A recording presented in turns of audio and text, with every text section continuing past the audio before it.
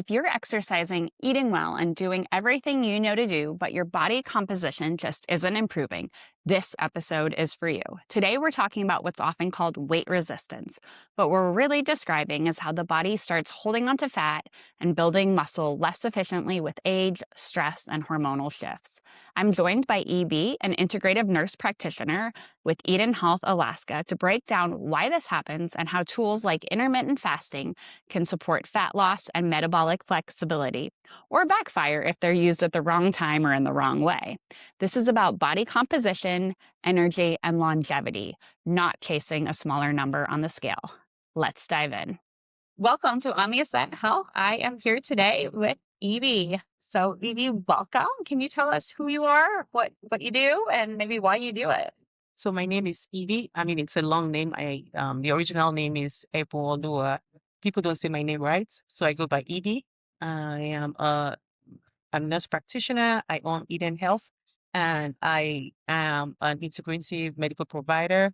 I love getting to the root cause of problems, like just not maxing the symptoms. We want to know exactly what the problem is and to solve the problem from the root cause. I do hormone replacement therapy, peptide therapy. I also do a lot of longevity. I mean, anything that makes you age with vitality and energy. I'm all for that. Awesome. We're going to talk some about longevity sometime Yes, as well. definitely. I think that's a fun one, and there's so much So many. stuff. Today, we're talking primarily about weight resistance and then intermittent fasting. So, what is weight resistance, and why is it something we talk about with women in their 40s, 50s? So weight resistance is when you try everything you knew would work when you were younger, but it's just not working. And I see this commonly in women as we age, and even in men as they hit their 40s or Right. 50s, because I think you're both men and women. They just hit this spot that they're exercising, they're eating clean, but they're just not losing weight. Right. And a lot of things will clear as a factor to this. So that would be my definition, my simple definition of weight resistance: doing everything you know how to do best, exercising, eating clean, and still not losing any age. And what causes it? Why is it that you can be doing everything and it's not working? A lot of things can cause it, trust me. One, sleep. Yeah, that makes sense. Yep. Sleep is one very key factor. And we don't do it well as a society. No, we don't do it well. And again, it's such a busy society. Everybody's working, we have kids, and 40s and 50s, that's when you're kind of like in the middle or even top realm of your career. You're juggling a lot of things. Right. So you're not sleeping well because you're thinking about too many things. And then you have kids that you have to take for soccer practice or baseball or whatever. And so not sleeping definitely is one thing. And then another thing is just insulin resistance. And what is insulin resistance is, I mean, we're in such a culture that we're always eating. Right. There's snack everywhere. There's chocolate, there's a snack bar somewhere. We're just always eating. And when we're in that constant state of eating, pancreas does what it knows how to do this. Pancreas is an organ in our body that secretes insulin when we eat. So your pancreas does the right thing, produces insulin to help to use the fuel from the food you eat. Right. But when your pancreas is at this constant state of releasing insulin, then your cells get deaf to insulin. They're like, you know what? This is becoming more like noise. So they get deaf to insulin, and then you get insulin resistance. And again, your body's trying to protect you. So your body stores the extra insulin that your pancreas has secreted, and the extra fuel from the food you ate stores it at fat. So that can also make you have weight resistance. And is insulin, do we get increasing weight resistance as we age because of the cumulative years of food, or is there processes in our body that make us more prone to insulin resistance? Good question. So as we age, especially for women, when we're in our 40s and 50s, there's something like the gut microbiome. I love gut health. I've read a lot of tests for gut health. So I see how the gut health shifts as we age due to a lot of reasons. Like we're losing estrogen. When we're losing estrogen, our gut microbiome shifts. As we're aging, our gut microbiome shifts. And so that also impacts insulin resistance because your gut microbiome also signals, like your hunger signal, your fullness signal is also kind of controlled by your gut microbiome. So when you have that shift in your gut microbiome, you're just constantly hungry. So it's not just one factor, it's just a lot of things working together against you. Yeah. Do you get what I'm saying? Yes. Yeah. Okay. So weight resistance, you said sleep contributes, hormone contributes, gut Shifts in gut health, health can contribute. insulin resistance, Insulin anything else resistance. that we're kind of fighting against here? I'll say exercise. I mean, Right, people get less active. people get less active, especially in this society. Like I could sit all day and not move Right. because I have tons of work to do. Like today I had to like shut my computer and be like, well, it's time to exercise. But if not, I have like, I'm drowning, like I have a lot of work. So there's just a lot of reason to sit and not move. So, and then we're always driving. Right. You know, we all have cars, we drive, we don't work, right? So it's just Been a little bit cold recently too. exactly. Yes. I mean, Alaska, it's cold, so you don't want to even walk. Right. You have to be, yeah. So all that contributes to just the weight resistance. Got it. Okay. So what does work? What helps with it if somebody's just stuck and they've tried everything that they know? What are the other options? Lots of options out there. And what I always tell people is if you put the body in a state where it can repair itself, the body would always repair itself. Right. So one thing is fixing your sleep habits. Right. Of course, sleep hygiene. Not using screen. Most of us know what sleep hygiene is. Right. But sometimes it's just hard to shut your mind down. Like I said, you're a manager, you have all these things going on. Right. So it's just hard to shut your mind down. And so checking your emails right before bed, checking exactly. your schedule for the next yes, day. checking your emails before bed, checking Yeah. your schedules before bed. And maybe a child is saying, oh, I have this soccer practice tomorrow. So all these things is just happening in your mind. But trying to be able to shut off. I mean, some of us might need medication to actually shut off. Yeah. But again, some just practicing some lifestyle changes as well could help to kind of like shut your mind off and let you sleep. One thing I always tell my patients is journal. Like if you find that your mind is just going through all the things you have to do the next day, get a book out and a pen and list it out. Right. But sometimes just writing it out and kind of saying, okay, this is my priority for tomorrow. It kind of makes you feel like, okay, now I have a plan. I can go to bed. So that sometimes works. And then, of course, having a set bedtime routine. Like I love to go to bed early because I wake up early. Right. So I try to start shutting down like from, I'll say between 8:30 and 9:30, I'm already shutting down. And between that time frame, I'm sleeping. Yeah. So like, that's awesome. Have a set bedtime. Are your kids already in bed at that time or you can go to bed Not before? I can go to bed before them. So nice. They already really know nice. that Yeah. I need my sleep. Right. To be a good mom, I need my sleep. So they kind of like let me go. My husband loves to sleep late, so he stays up with them. Okay. But for me, they know that by between 8:30 and 9:30, I have to be in bed. If I miss that window, then it affects my sleep. Mhm. So I always try to aim for that time.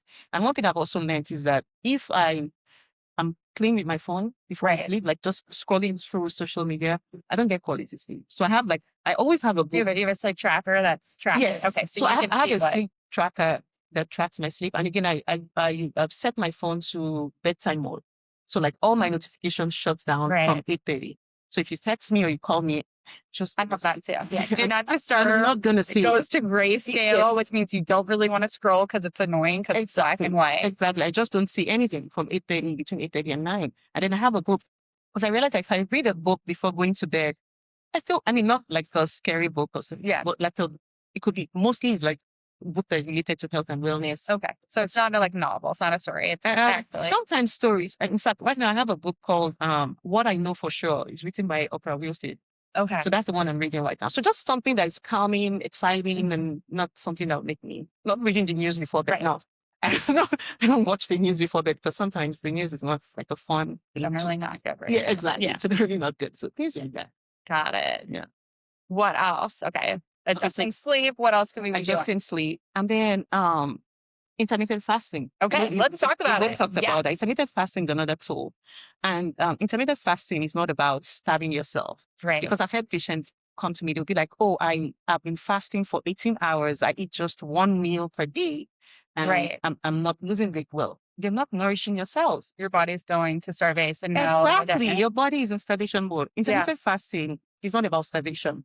It's actually a tool to make you go into metabolic flexibility. Mm-hmm. And what does mean? I know metabolic flexibility is a big word. So what that means is that naturally our body is supposed to move from burning carbs as Yeah. well to burning fats as well. But if we're not, I mean, because of all the things I just explained, constantly eating, our body stops burning fats as well. We just Yeah. wants to like burn the carbs as well. Right. So So we live in a very carb-rich society, and they're all the easy, very easy to grab. Yeah. Very easy to grab. Convenience food. Yeah, convenience food. And the way our brain is set up, like once you're used to eating carbs, your brain always wants carbs. That's what your brain would always demand for. So fasting, like I said, is a tool that can actually make you train your metabolism so that you can be metabolically flexible. And it's not about fasting for 18 hours and eating once a day. No. Yeah. What does it look at? And kind of what are the male and female differences? I've heard like women should fast differently than 100%. So, and this is the question I've gotten as well from my patients. So I have male patients that will fast 16 hours, 18 hours. Okay. And it's working for them. They lose weight or whatever their goal is. But for women, because you have a cycle, right? Our menstrual cycle, especially if we're still menstruating, even if we stop menstruating, we need to fast to honor our cycle, the hormones, because we have different hormones that is dominant or less dominant during our cycle. Right. So if so it depends on where you're at in your cycle. You can fast for a certain length of time. And if you're in another part of your cycle, like for example, if you're in the progesterone dominant part of your cycle, you should not fast for too long. Okay. Because for progesterone, exactly, you're just going to be very miserable. Because for progesterone needs some amount of sugar to actually thrive. Okay. So you don't want to fast for 24 hours when you're in that part of your cycle. So what I always tell people is that with fasting, it's good to do it guided. Because it's not just something you will, and that's why most people will be like, oh, I fasted, I'm exercising, and I'm not losing weight. Because you're not fasting, especially for women, you're not fasting in a way that honors your hormone. Okay. And I really love this book, Fast Like a Girl. Okay. I was going to ask if you read that one. I haven't read it, but I see it everywhere. Yes. So that's the book that informed my decision about fasting. Mm-hmm. And I started looking into fasting like 3 years ago. I had a close family member had a diagnosis of absence seizure. And fasting, so I was doing research, fasting, ketogenic diet, those days were some of the things you could use for seizure. Mm-hmm. And that was the first time the fasting came as a topic to kind of look into, like research into them. Right. And then, of course, treating patients in midlife, most of them have the same complaint. I'm fasting, it's not working. Yeah. And so that made me like pick up that book. And that book has really helped to be able to guide my patient better, to be able to collect the data that would help me to guide them on how many hours of fast they should do, or even how to break their fast. Right. And again, fasting also depends on your goal. Some people are not fasting to lose weight. If you're fasting to lose weight, it's a different type of fasting. If you're fasting to make your cells repair, it's also a different type of fasting. Interesting. Okay. Exactly. So you can use fasting for a lot of different things. So I always ask people, what is your goal? What's your goal for fasting? You need to know what your goal is. And not being hungry. It's just not about starving yourself. No, what is your goal? So once I know your goal, I know what you're trying to achieve, then I'm able to guide you and with all the data we have to help you fast in a way that will be very beneficial to you. Okay, so it's very different. It's not just like women should only fast for 14 hours. It depends on cycle, depends on the goal. It depends on your goal. It depends on your cycle. It depends on if your body is even ready for a fast. Right. Okay, who is ready and who isn't? Because my story, I've had 2 kids somewhat recently. They were 3 and 4 now, and being pregnant and breastfeeding for years, you're hungry all the time. And when I could do intermittent fasting in my 30s beforehand, it wasn't a big deal. But now, I cannot imagine waking up at 6:30 and not eating breakfast right away because my body still at least it thinks it's hungry in the morning. And obviously, I'm chasing kids around. I'm a very active life, so I do have some nutritional needs, but probably don't need it. My brain just thinks I do. So who's ready, who's not? So if you're pregnant and breastfeeding, don't probably know what definitely if you're pregnant and breastfeeding, no, please, because you need all the nutrients you can get at that stage. At that season, you need all the nutrients and everything you can get. So who is ready? One way you know if you're ready is like when you start fasting and you're having the crash and you feel terrible, you feel fatigued, you feel absolutely like not yourself, then you're not ready. Right. Then you need to gradually ease yourself into it. Mm-hmm. And because if you're fasting because normally fasting is supposed to make you have more mental clarity. Right. If you're ready for it, you're going to have more mental clarity. You're going to have more energy. You're not going to have the midday crash that some people would get. So those are ways that you know that you're ready. And the reason why you get the midday crash, or even the reason why some people that their goal for fasting is to lose weight and they stall, is because fasting can raise your cortisol. Right. Yes, because it's like a stressor. You're kind of introducing some kind of stress into your body.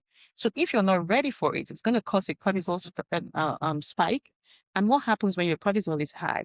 You get more hungry and you put on more weight. You get on, exactly, put on more weight and all that. And that's because of the impact cortisol has on the thyroid hormone. Because when your cortisol is high, your body's like, oh, now we're in a fight or flight mode. Like it's like this, we need to survive. That's what we're in that survival mode. So your body's trying to restrict energy. And for your body to convert T4 to the active thyroid hormone T3, it needs energy to do that. So instead of your body going through that pathway to convert your T4 to T3, and T3 is the active thyroid hormone, your body will convert the T4 to reverse T3, which doesn't help your metabolism. Okay. So that's why people will fast and be like, oh, I stalled. Yes, because you're spiking your cortisol and your body's doing what it needs, what it thinks it needs to do to protect you. Right. Instead of converting the T4 to T3, because T3 is the one that will make you burn more energy and all that. Everybody's like, no, we don't need to burn energy right now. Yeah. We need to store energy. So it just converts the T4 to reverse T3. Yeah. Which doesn't give you the benefits of thyroid hormone, which is supposed to like help you burn energy, give you the brain clarity and all that. So that's why people would have the brain fog or have the weight loss stall while they're So would fasting. you say like then is like if you're running through a high stress period in your life, then it's not a good idea, or go get your cortisol tested, or what do you recommend? For sure, get your cortisol tested. And personally, of course, I fast sometimes, because one thing I've realized is that it's different to read things in the book. If you've not practiced it on yourself, it's hard to teach it. So I've done all these myself. And if I notice I don't have a good night's sleep, I don't bother fasting. Because not having good sleep already, that's a stressor. Right. I don't want to add more stress. That makes sense. So the stress and, just spike my cortisol, and I'll definitely feel terrible. So I don't fast. So things like that. You need to like know what your cortisol level is, know what your adrenals are doing. Are you stressed? What's your fasting insulin? As in, what are all those things? What's your thyroid doing? Because if you have thyroid issues, then there's a way you should fast. You cannot, because you're already at this state that you're hypothyroid, then your fasting should be guided. It should not just be, oh, everybody's fasting 18 hours, so I'm going to fast 18 hours. No, you're just going to make you feel very miserable, because you're going to throw off your thyroid hormone even more. Okay, so you recommend cortisol testing. I'm just thinking. Yes, cortisol testing, check your thyroid hormone, check your fasting insulin. Okay. And things like that. Is there anything else to check adrenals specifically? And no, I mean, if you check your cortisol, that should really give you an idea. I've never had my cortisol tested. I'd be fascinated. I feel like so we just moved, we started a business, we've got toddlers. Like my stress is it's probably why I don't want to fast right now. Yeah, exactly. That's true. Like you're just in this constant stress mode, and you need to kind of like be at a more relaxed state. Maybe I'm sure you're not sleeping just as you sleep. Yeah, they still come into our room sometimes. Exactly. Yeah. So all that twice. So. My kids are older now, but when they were younger, I just I love my sleep. But so my husband knows I love my sleep, so he kind of like handles the kids, because he knows that if I don't sleep good, I'm not myself. But otherwise, like the kids always want something, or they could be sick. They go to daycare, they're sick, then you're gonna have sleepless nights. So like all these things, it's just like a lot of stress already. Right. Yeah. Okay. What kind of pitfalls do you see that people fall into? What the fasting? Like, what are the big traps that we see? Like, especially for women, just setting a fixed amount of hours, like saying that, oh, I'm going to fast for 18 hours constantly. You're not putting into consideration where you're at in the monthly cycle, and all, you're just fasting. And even for men, because if the thing about anything is that our body is able to adapt. If your body knows that you're doing just always 18 hours, like, okay, I'm used to it, 18 hours without food and 6 hours without food, then whatever your goal is, especially if your goal is weight loss, your body just like down regulates your metabolism to fit that window. Got it. So that you need to kind of like vary the length of time, just so that your body does not create that adaptation to the length of hours you're fasting. Got it. Okay. I mean, like exercise, right? You vary the exercise, otherwise your body gets used to it. That's true. I mean, you get this because you do like training for exercise. You train different muscles. You vary different exercise. So your muscle does intensity and all of that, just to kind of keep creating that stress. because exercise is creating like some kind of breakdown to your muscle for you to build the muscle. So if you're not doing it in a strategic way, you might not get the benefits you're looking for. Right. Same Interesting. way. Yes. Same way. Okay, so back to like weight resistance. Mhm. How does hormone optimization and like kind of getting these tested, and what can we do if maybe hormones are one of the big issues that people are facing? So hormones definitely play a huge role in weight loss. Testosterone, for example. So testosterone is not just a male hormone. Women Right. need testosterone as Right. well. Don't we have more testosterone than estrogen, right? Yes, Okay. exactly. We have more testosterone than estrogen. We just have more estrogen than males too. So, Exactly. yeah. Exactly. So we actually need more. We need testosterone is very, very important for weight loss, because the beauty of weight loss is if you're losing the fat and building muscle. Right. That's it. That's the beauty. So if you don't have enough testosterone, I mean, and I'm not saying that testosterone is the only thing you need to build muscle. No, of course, I'm Right. sure you know that you need like good protein and all those other added, but that's just one of the things you need to be able to build muscle. So definitely, how hormones can impact weight loss. Good testosterone level. And does that decrease with age just naturally as well? Like all Definitely of it our decreases hormones? with age, because testosterone is produced by our ovaries, and naturally when your ovaries are shutting down, perimenopause, menopause, the level of testosterone you Yeah. produce will also reduce. So I got to get my muscles now. It's, Yeah, and the interesting thing I always tell people is that if you're able to increase your cell sensitivity to insulin, it also improves your hormone signaling. Oh, So interesting. it works together. So it's not even all about hormone replacement. And this is what one of my colleagues that I really respect, I think I'll call her my mentor. And we always talk about things like this. And one thing we always end any conversation with is that hormone will reward efforts. Because some people just feel, oh, I'm just going to get on hormone replacement to fix Right. my problem. But no, if you're on hormone replacement and you're not eating right, you're not exercising, you're not going to, you will not get the maximum benefit. Right. You still have to eat right. You still have to exercise. Yeah. Because there's a whole lot of benefits to that. So it's not just about, I think I digressed a bit, but again, like I said, hormone, testosterone, estrogen, progesterone, because progesterone helps with sleep. Okay. So definitely, if you're low on progesterone, you're not sleeping well, it's going to impact your weight. Right. So you see how that works, right? So, and that's why I tell people, losing weight or having sustainable weight loss is not just about fixing one system. Right. You have to fix all the systems. Yeah. I was just thinking, yeah. When you talk about sleep, probably a big one to bring up is like sleep apnea.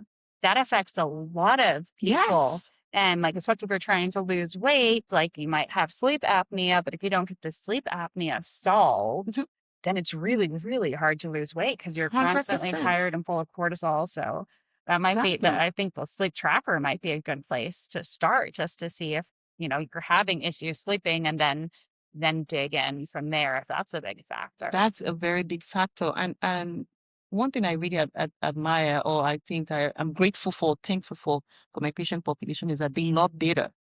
They are just data-driven patients. Yeah. They love to have the Oura ring, love to have the continuous glucose monitor. I would love to have a continuous glucose monitor. I think I would just be eating things to see what happens. Exactly.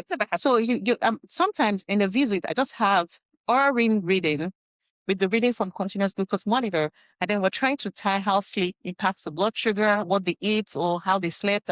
So it's very interesting to see how sleep can impact the way your blood sugar is the next day. Right. Very interesting. In fact, I had a patient that he normally is very into using like biohacking to solve his health problem. Right. And he loves to exercise. He's like very healthy. But one thing he told me was that if not for a continuous glucose monitor, he wouldn't have known this. He said he did not know that if he exercises on empty stomach, his blood sugar spikes. Okay.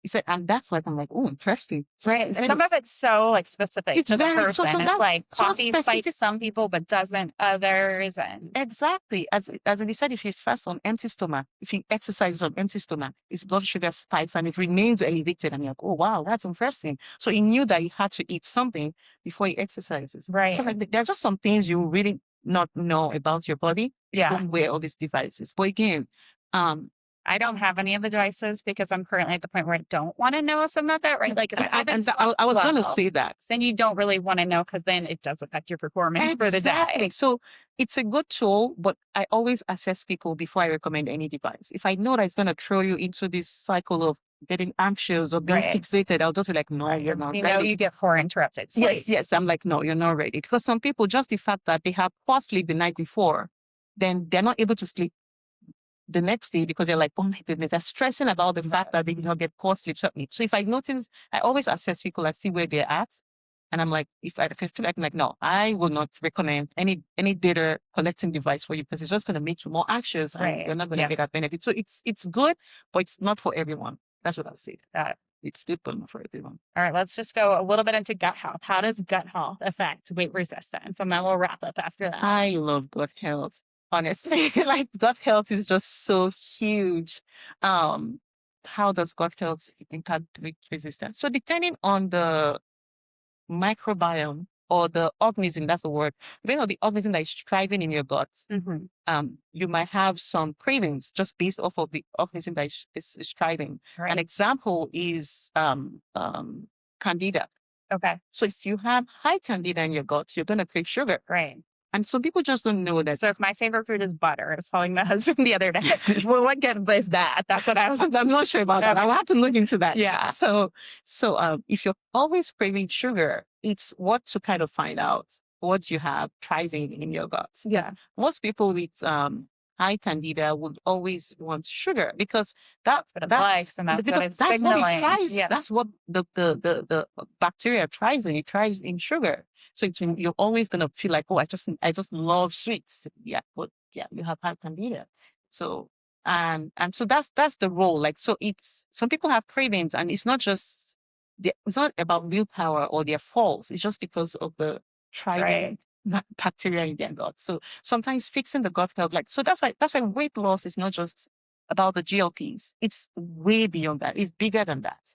We need to look at a lot of things to actually build sustainable weight loss and even to achieve like a good health, not just to lose weight, but to gain muscle as you're losing the weight, because that's really the goal, right? Right. That's muscle building is very important. I feel longevity. Like it's huge. That's one of those things that I like to talk about. Muscle building is so huge for longevity. So yeah, so that's it. And then do you do GLPs? And then when you do them, you're also working with them on a like diet exercise plan? Yeah. So GLP, like I said, is a good tool. Right. And the way I like to look at GLP is that it creates a window where you can fix your behavior. Like you can fix your diet, you can fix your exercise, because what it does is it quiets the hormones, which is mostly what would prevent people from making the right choices. Right. And it quiets the underness. So it creates that window where we can now build habits. There's another book I love, Atomic Habits. Yes, I love that. I love that book. So Atomic Habits, and it's not about making big changes at a time. It's just picking a little sustainable change, one little thing at a time. And before you know it, you look back and you've made huge changes. So I feel the GLP-1, like I said, is a good tool. It creates a window for us to fix whatever relationship we have with food. If we're not exercising, if we're not moving, how can we fix that? Or if we have hormonal imbalance, how can we fix that? As in things, we can fix a lot of things in that window so that by the time you're getting off of it, you're kind of like more, we put your body in a more stable environment to sustain the weight loss. Got it. Cool. So if somebody's struggling with weight resistance, what are some of these tiny habits that they can do, or what are a couple like practical takeaways? So some tiny habits they can do, start by moving. And I tell people it's not by going to the gym and doing like 1 hour in the gym. No. Start by walking for 10 minutes after a meal. Right. As simple as that. Start with that. After each meal, go for a walk. And it's so huge. It's so interesting the impact that would have on your sugar levels after eating. Because what you're doing is you're kind of like, so if you eat and then you go for a walk, you're telling your body to use that food you just ate as fuel. So little things like walking 10 minutes after your meal, very beneficial. I think that's interesting. I lived in China for a year, and that's like something that they just all did, and they've done that for centuries. Like, so after they've eaten a meal, they walk. Right. And they just, it's amazing, like the intuitive knowledge that people have had for such a long time before we had all the medical data to show what it does. Another thing that I was thinking about a couple of days ago. So my mom would do a lot of fasting when I was growing up in Africa. And I noticed that each time she wanted to, she would do like long hours of fasting, like 24 hours, sometimes even 72 hours fasting with just water. And each time before she broke any long fast, she started with warm water and salt. But it didn't really make sense to me. So when I started looking into fasting, I realized that if you're doing a longer fast, it's actually better to break the fast with bone broth, because bone broth has a lot of minerals in it, or even just warm water with Celtic salt. Because that kind of like wakes your digestive system up. Like I didn't tie it up to that, but that was what my mom did. And where did she know to do it? Like, to be honest, my mom is not educated. Right. So like, it was just, I'm sure that was just what she saw. Yeah. Maybe our parents did or our grandparents did. And that's just, so there's just so much of knowledge from the past that makes sense in science now that we're researching. You're like, oh wow, that was what my mom did. That's so interesting. So it's very interesting. Yeah. So what were we talking about? Any tips, tricks, things that people can do? So that walking 10 minutes after each meal. Of course, sit. Little steps. Try to sleep better. Go to bed earlier. Try to shut down before you sleep. Try to avoid screen miles an hour and then be like, okay, now it's time for me to sleep. Exactly. And for some people, another thing I've heard from my patients is some people would go exercise in the evening and they're not going to be able to shut down. Right. Some people are able to exercise and just go to bed. Yeah. My husband could exercise, go straight to bed. He could drink caffeine, go right to bed. If I exercise, it just keeps me awake and I'm like, okay, what's the next thing to do? Another thing is B12 for me, the B12 shots. If I take the B12 shots, like I'm just so hyper. I want to go for a marathon. So you just need to know how your body responds to things. And if you know that something will wake you up and make you hyper, try to avoid it before bed. Try to sleep well. Stress is something. How do we get rid of all of our stress? Let me know. You know, someone asked me this question on Friday. Said, how can we manage stress? I'm like, very tough question. Right. Especially everything I described. You're just like sometimes you're gonna have some juggling and all that. And I think for me, what I do is I love vacation. Before I come back from a vacation, I've planned another one. Oh, nice. Okay. Yeah, it makes me happy. Like just seeing that, I have a vacation booked. Right. It relieves. It reduces my stress. So stressed about our vacation.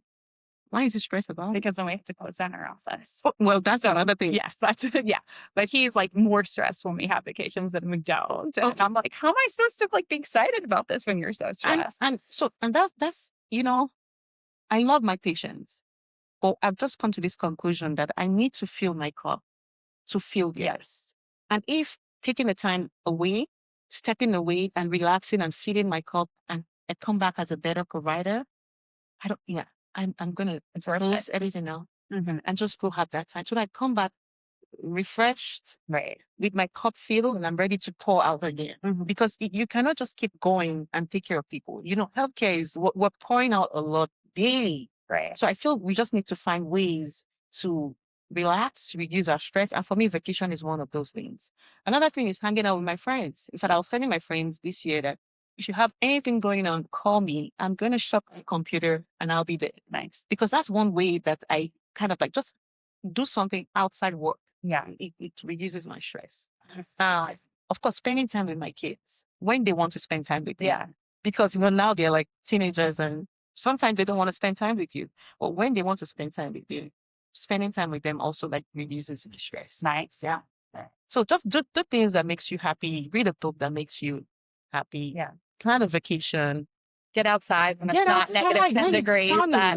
Just getting outside when it's sunny. So I did 75 days challenge with my friends.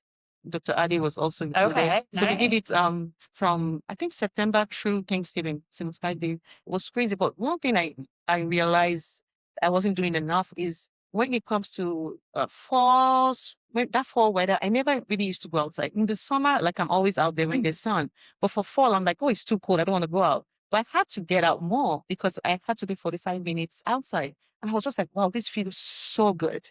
It felt so good for my mental health. So now I know that, yeah, that's actually one way.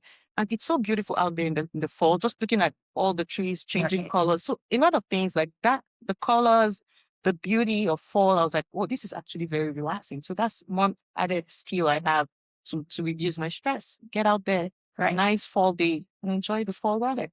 Yeah. And then, yeah, today was beautiful too. Like when it's winter and it's like 30 degrees, it's nice and warm. Yeah. But Plain snow. I know. I still need to get used to being the outdoor work though. I have to be honest. All right. Well, people want to know about you or want to work with you. Where do they find you? Well, you can go to my website. It's www.inandhealthak.com, or you can follow me on Instagram. She's got some great stuff on Instagram. Yes, I have an Instagram page that I'm still trying to build, and it's edenhealth_AK, I think. And I have Facebook as well.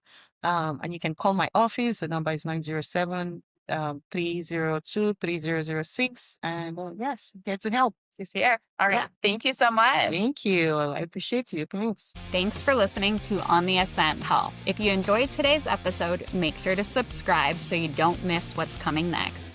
And if you found it helpful, share it with a friend and leave us a review. It helps more people discover the show. The views and opinions shared by guests on this podcast do not necessarily reflect my own or that of Ascent Health and Performance. The information provided is for educational purposes only and should not be taken as medical advice.